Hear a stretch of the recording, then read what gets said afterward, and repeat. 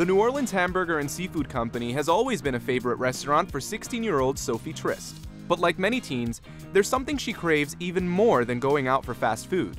It's her independence. In 3 years, I'm gonna move out and go to college and, out in the world.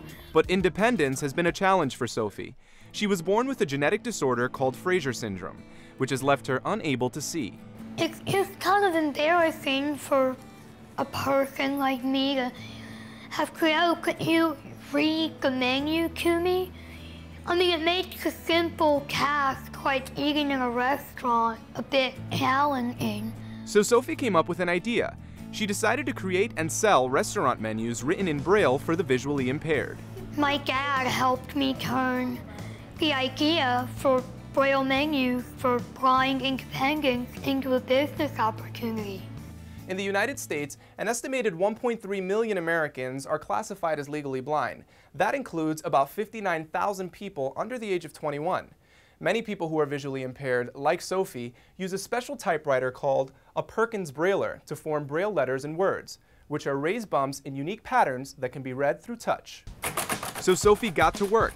She reached out to a number of different restaurants in her state, asking if they'd be interested in purchasing a Braille version of their menu.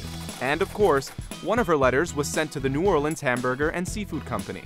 When I read the letter, not only was I excited that it was Sophie and that she was putting it together, but I was like, my goodness, I mean, there's a need for this in the community and we need to have one. But instead of just one, he bought 10, one for each of his restaurant locations. Sophie's business began to boom.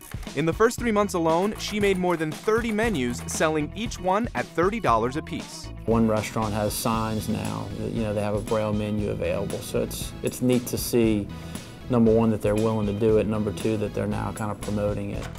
But for Sophie, it's not just about the money. She says she gets more fulfillment out of the fact that she's helping feed the needs of a community that's so often overlooked.